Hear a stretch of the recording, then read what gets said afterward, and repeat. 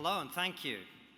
Alexander Solzhenitsyn once said that the strength or weakness of a society depends more on the level of its spiritual life than on its level of industrialization. If a nation's spiritual energies have been exhausted, he said, it will not be saved from collapse by the most perfect government structure or by any industrial development. A tree with a rotten core cannot stand. When he was allowed to leave the USSR, Solzhenitsyn went to the US, where he was given a hero's welcome.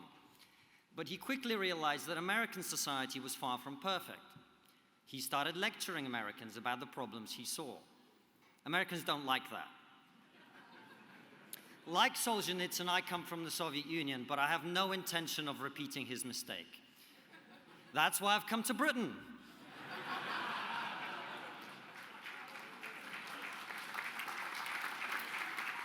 Where you love being told what's wrong with you by foreigners. But I do have to be honest. 6 months ago, when Jordan and Philippa asked me to come here and speak at ARC about the importance of audacity, adventure, and a positive vision for our civilization, I was honored and delighted. But as I stand here today, after watching crowds openly celebrate mass murder on the streets of our cities, after watching the police spend more time debating Islamic theology on Twitter than enforcing the law, I'm starting to lose faith. I don't know how long our civilization will survive. For years now, many of us have been warning that the barbarians are at the gates. We were wrong. They're inside. Now, look, I'm not going to be all doom and gloom. There are positives as well. I mean, say what you want about Hamas supporters, at least they know what a woman is.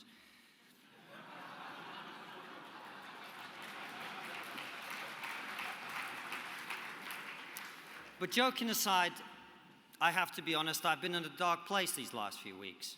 So I did what I always do when I don't know what to do. I talked to my wife. It's not the only time I talk to her, but you know, get the point. And she said, look, you need to clear your mind, take a few days off, let's go on holiday. And I know it's a weird thing to say, I don't like going on holiday, because I love working and I hate spending money. Protestant work ethic in a Jewish man's body. My wife is exactly the other way around, unfortunately. But she was right.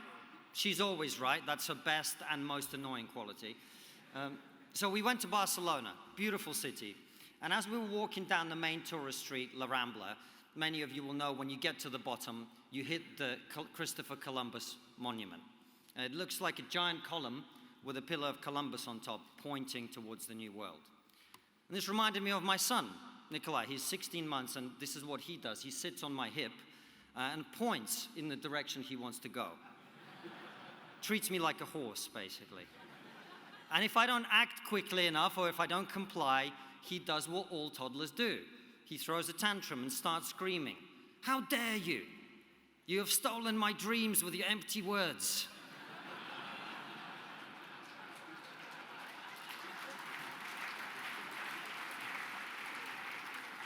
And when he does, we read him a story and put him to bed. We don't give him a standing ovation in front of the UN.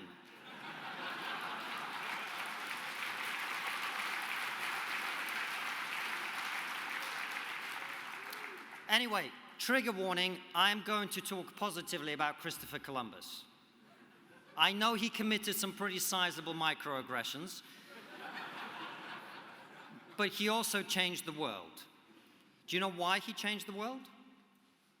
Yeah, he tried to reach India and by accident discovered America. But why go west to India?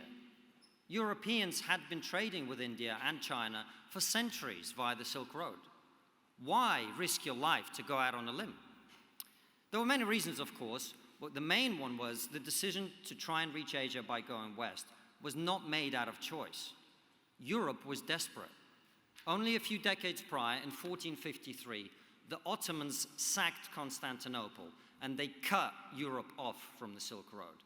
The West was facing a huge challenge and a new threat, no smaller than the one we face today. And like us, what they needed was another way. But when Columbus took his idea to go west to India, to the kings and queens of medieval Europe, they laughed at him. They didn't laugh at him because he was some misunderstood genius. He wasn't Galileo. They laughed at him because he was wrong. If you go out in the street and ask a random person why Columbus discovered America, they'll tell you he worked out that the earth was round. Not true. By the time Columbus set off on his voyage in 1492, people had known the earth was round for 2 millennia. There's probably more flat earthers now than there were in the 15th century. God bless the internet. The reason Columbus discovered America is not that he'd worked out that the earth was round. The reason is that he massively underestimated the size of the planet. They were right to laugh at him. He was wrong. But he took that wrongness, he persuaded 90 other men to get into 3 boats smaller than the size of this stage and sail into the unknown. And he persuaded Queen Isabella of Castile and King Ferdinand of Aragon to fund his voyage. The moral of the story is, it doesn't matter how wrong you are, as long as you've got rich friends.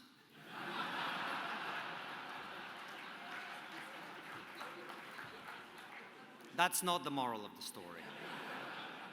The moral of the story is, the history of our civilization was not made by people who always got everything right. It was made by people who'd made mistakes too. It was made by people who dared to believe that they could solve the problems they faced. The story of the West is a story of audacity. The big debates of the last decade, the culture war, the polarization, are about one thing and one thing only: the future. There are people like us in this room who believe that our future is to be prosperous, powerful, and influential. We are the majority. But there are also some people whose brains have been broken by an excess of education, who believe that our history is evil, that we do not deserve to be great, we do not deserve to be powerful, that we must be punished for the sins of our ancestors. To them, our past is abominable, our present must be spent apologizing, and our future is managed decline. My message to those people is simple. How dare you? You will not steal my son's dreams with your empty words.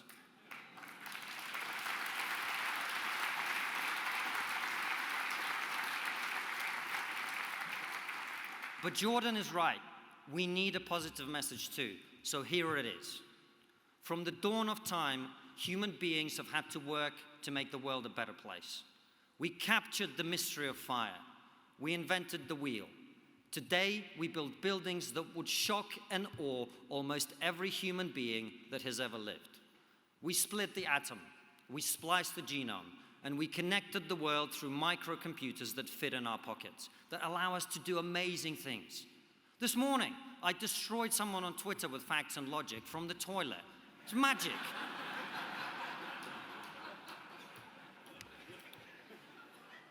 Remember your grandparents? Remember them? If I could go back in time and transport the grandparents of your grandparents into this room, just 4 generations ago, they would think they'd been abducted by aliens. That's the progress we've made. We haven't made that progress by whining and acting like victims.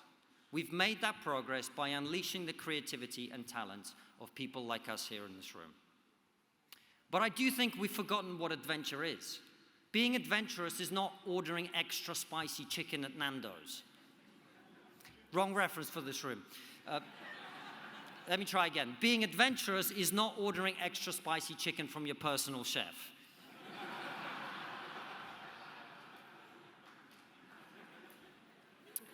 When Columbus and his men got on those boats and took a journey into the unknown, they sailed to certain death. You know why? It's not because they were braver than you and I. It's because they knew something we've forgotten. All death is certain. And so I say to our friends in the world of business, you've made your fortunes by maximizing your returns on your investments. We are in the fight of our lives. There is no greater return on your investment than to protect and preserve our civilization.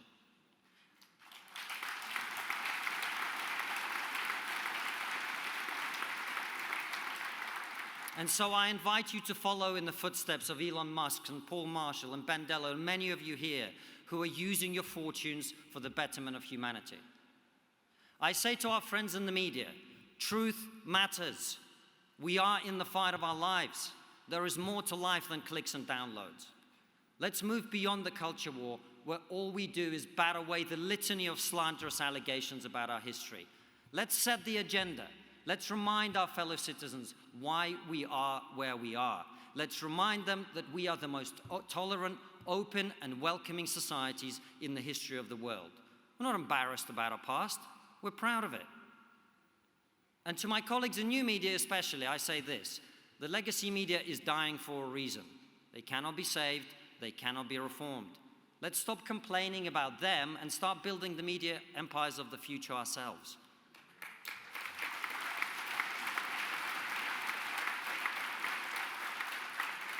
We have everything we need. We've even got rich friends now. I say to our friends in education and academia, I understand that many of you feel like the French resistance or Soviet partisans, stuck behind enemy lines, undermanned and outgunned. And you're right, we are in the fight of our lives. So keep fighting for every young mind you can. It will be worth it.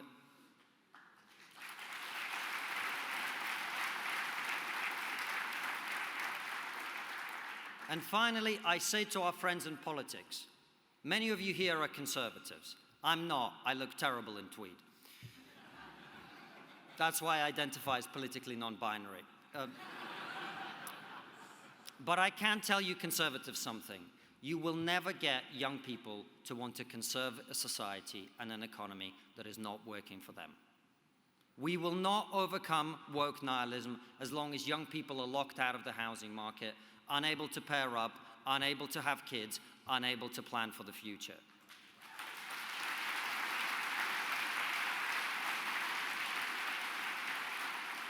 I know it's difficult, and I know that whoever solves the housing crisis may well pay the price at the ballot box. This is true of many pressing issues too, or at least you think it is. But you did not get into politics to get re-elected. You got into politics to make a difference.